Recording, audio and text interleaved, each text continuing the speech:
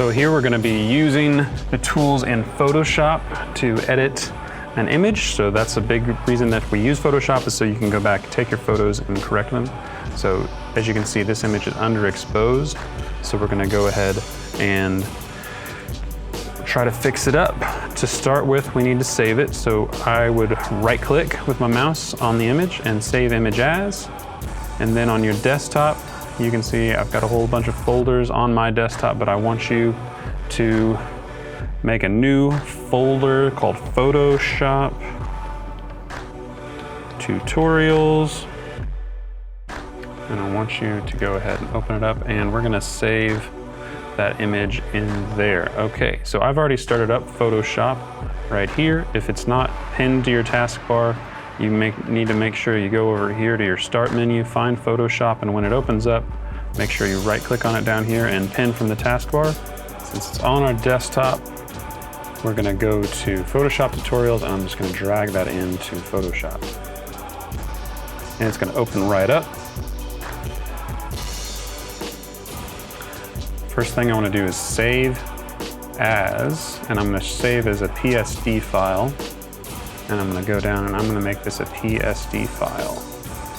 So this is gonna save it in Photoshop. And again, that's gonna go in the Photoshop Tutorials folder. I'm gonna save that. So I'm going to go to the Adjustments tab, which is right here. And I wanna go to Levels. Levels can be found right there. And this histogram shows us how much of any particular color there are. The darkest things are on the left and the brightest things are on the right. And you can kind of see how everything is kind of skewed to the left, so it's too dark. So we're going to click on this and we're going to move it to the right. And now you can see how that's brightening up nicely. You can also adjust this gray point and kind of, do you want it to be a little darker? Do you want to be a little brighter? Something like that. That looks pretty good. The next thing we're going to do is we're going to add your name here, and I'm going to switch over to the vertical type tool. So if you come over here, you'll see the type tool. Horizontal, of course, is left to right. Vertical is going to be up and down. So we're going to try typing your name up and down. So if you haven't already got the horizontal type tool, you need to switch. I mean, if you're on the horizontal type tool, you need to go to the vertical, and I'm just gonna click right here. And it's gonna come up with some random words that you don't have to worry about, but that's just kind of the default filler for the text. And I'm going to put your name there in all caps. Okay, so now we're gonna choose a more interesting font. So right over here is where all your fonts are. And I want you to be able to get a whole bunch of fonts. You can see I have a bunch installed on my computer, but I want you to go to do more from Adobe Fonts. And what that's gonna do, it's gonna bring up something in Chrome, and you need to make sure that you're signed in already with your Adobe account. And there's actually an Adobe Fonts service that you can use to install any old font you want.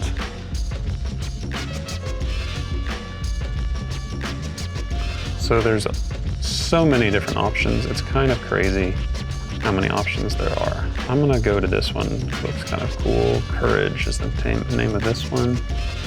And they've got some examples of how you can make that look if you really want to get fancy. But today we're just gonna add this family to your Adobe apps. And now when you go back to Photoshop and we've got our font choice, I'm gonna do Control A to select all. Courage was the name of that one, wasn't it? And I click that little icon and that's just gonna show me my Adobe fonts. Courage should be under there. There it is. Okay, there we go. Now that's really hard to see. So we're gonna practicing working on how to see some stuff a little bit better. If you go down here, I gotta deselect it. If you go down here and make sure that you've got the Your Name layer selected. This is the layers area. You can see we've got the levels. If we take that away, If we turn off the eye icon, we're not going to be able to see the changes we made. If you turn off that one right there, it won't show the changes you made. I'm going to add a drop shadow is what it's called. So under here, FX is going to apply an effect, and I got on the wrong layer, so I'm going to go back and apply an effect to your name, and then it's going to bring up this guy. So the color of my drop shadow right now is black, but I'm going to make it white. And I want it to be, I'm gonna make a distance like right behind it. So you can see for whatever reason on mine, it started off way over there. That's no good. I'm gonna bring it right behind it, like 0 for the distance for the spread. I'm gonna make it like 10 for the size. I'm gonna make it like, and you can see all of this is changing also on the image itself. And I think that's pretty okay right there. If you wanted to mess with the angle, you could mess with that. You can mess with the opacity, which is how transparent it is. So I'm just gonna click OK. Okay, of course you'll be using your actual name, not the words your name, because that'd just be silly. And the other thing I want you to be able to do is if I come over here under character on this window, some of my options are pinned over here so I can see my fonts. I can see, do I want to make it italics? Do I want to make it regular? And I'll leave that up to you. You can change the space in between the letters. Because this is vertical, it's going to be a little bit different. So I'm going to squish my letters together a little bit. And then you can change how much they stretch out. And there's all sorts of things, how much they are wide. That doesn't look as good to me. I like the way that looks right there. I might want a little extra space. So I'm going to put another space in between my first and last name. Okay, so I want you to see that you're applying a drop shadow. I want to see that you are able to find a new font.